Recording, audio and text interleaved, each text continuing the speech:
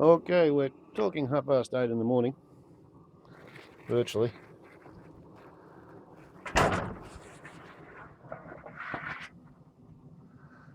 That thumping is an 8-foot tall kangaroo who wants to be fed. He's been fed.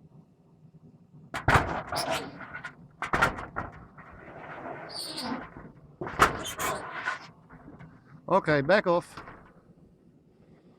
That's a boy. Hey? You want some, Snifter? Hey? Who else have we got out here?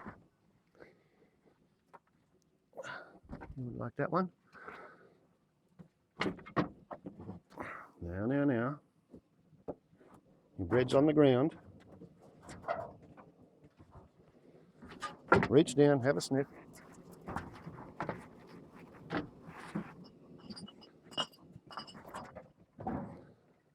That's a boy. Good boy, Eric. You're very brave coming in among all these kangaroos. Hello, Dizzy.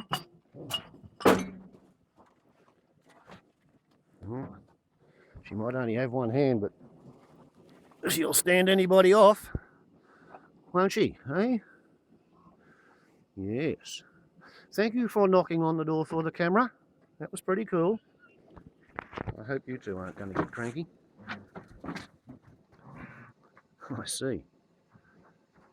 So that's what it's like when a half-blind kangaroo, half-blind swamp wallaby tries to hop straight through a one-armed kangaroo.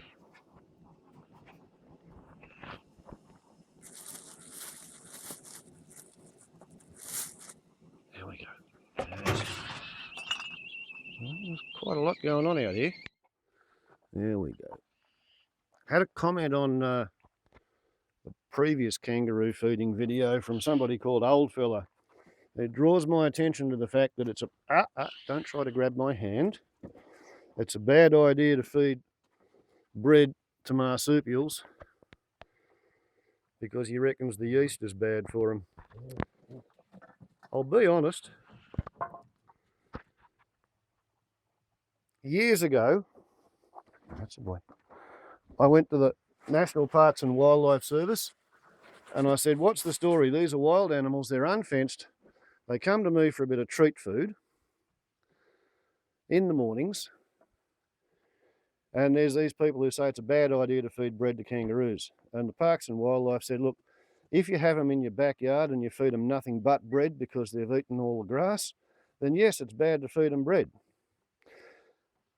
If you're somewhere on public land and anybody can come up and feed them so they get overfed on bread, yes, it's a bad idea.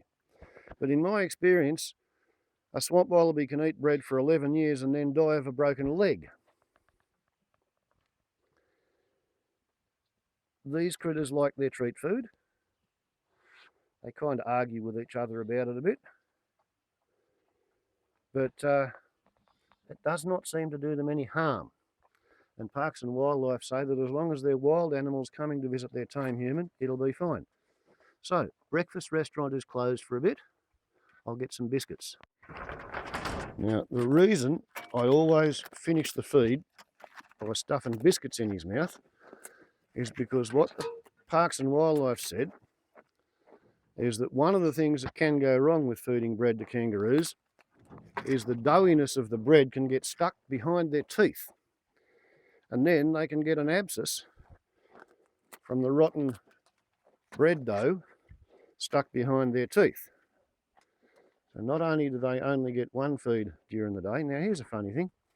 Over there, there's another big alpha male, and that's called Billy Longarms. Now, the reason we know it's Billy Longarms is because both his hands will go flat on the ground, and that differentiates him from Lefty, and Lefty is called Lefty because only one of his hands will actually spread out flat. Lefty has apparently been shot through the hand or maybe run over, whereas Rowan of Rin, he's been shot through the ear. And he does like having his biscuits.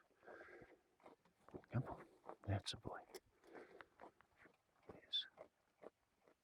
That's Dyson, he's Dizzy's son. And he's got a funny sort of a Roman nose shape to his head. Completely different shape. So anyway, that's the rove. First, I don't feed them enough bread to hurt them. Second, Parks and Wildlife say the amount I feed them won't hurt them. Third, I feed them hard biscuits to scrape the back of their teeth and get the dough off. So anyway, that's breakfast on Sunday. Warbles on a lot to YouTube. Ciao.